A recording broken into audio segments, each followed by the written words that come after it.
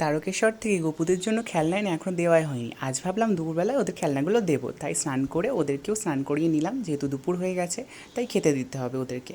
স্নান করিয়ে ওদেরকে জামা পরিয়ে দিলাম। দেখো আমাদের বাড়িতে না 3টে গপু সোনা আছে, এ হচ্ছে সবচেয়ে ছোট, আর তারপরে হচ্ছে এ হচ্ছে মেজো, ওই জন্য একেও স্নান করিয়ে নিচ্ছি। দেখো, আর এরা তিনজন সব সময় একসাথে থাকে, আমি যদি কোথাও ঘুরতে যাও তাও এদের সাথে নিয়ে যাই। তারপরে দেখো আমার বড় গপু সোনাকেও স্নান করিয়ে নিচ্ছি। দুপুর হয়ে গেছে, ওরাও তো বাচ্চার মতো, ওদের কি স্নান করা না করালে হয়, সেই জন্য ওদেরকেও আমি স্নান করিয়ে নিচ্ছি। তারপরে দেখো আজকে আমি সবাইকেই সাদা রঙের পোশাক পরিয়েছি, আর কত সুন্দর লাগছে আমার গপু সোনাদের। তোমরাও জানাও কেমন লাগছে আমার গপু সোনাদের। তারপরে দেখো একটু ফুল দিয়ে ওদেরকে সাজিয়ে নিচ্ছি, ওরা তো ফুল খুবই পছন্দ করে, সেই জন্য ফুল দিয়ে একটু সাজিয়ে নিচ্ছি। তোমাদের কার কার বাড়িতে গপু সোনা আছে আমাকে কমেন্টে জানাতে একদমই ভুলো না। তারপরে দেখো সবাইকেই সাজিয়ে নিচ্ছি একটু একটু করে। এবার কি করব, ওকে আমি চন্দন পরিয়ে নিচ্ছি, আর চন্দন পরালে তো ওকে মুখটা আরও বেশি মিষ্টি লাগে দেখতে, তাই প্রত্যেক দিন আমি ওদেরকে এইভাবেই সাজিয়ে দিই। দেখো আমি চন্দনটা পরিয়ে নিচ্ছি।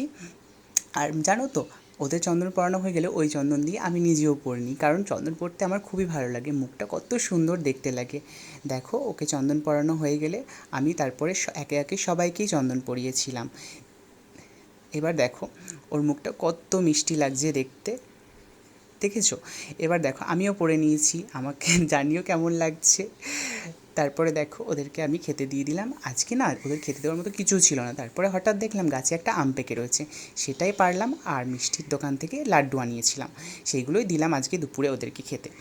আর দেখো এইগুলোই নিয়ে এসেছিলাম ওদের জন্য আমি। তো এটা ওর জন্য আমি না 3টে একই জিনিসই এনেছিলাম, কারণ ওরা তিনজনই তো একই পছন্দ করবে, কারণ একজনেরটা ভালো আনলে অন্যজন রাগ করবে, সেই জন্য তিনজনের জন্য একই রকম জিনিস নিয়ে এসেছিলাম। আর আমার না এগুলো দেখতে খুবই কিউট লাগছিলো, ওই জন্য আমি ওদের তিনজনের জন্য একই রকম নিলাম। তোমরা জানিও তোমাদের কেমন লাগলো পুতুলগুলো। আর দেখো ওদেরকে দেওয়ার পর যেহেতু সামনে জায়গা ধরছিল না, তাই এগুলো পিছনে রেখে দিলাম, ওরা পরে নিয়ে এগুলো খেলবে, আমি জানি ওরা খেলবে। আজকের ভিডিও এই পর্যন্ত, দেখা হচ্ছে নেক্সট ভিডিওতে।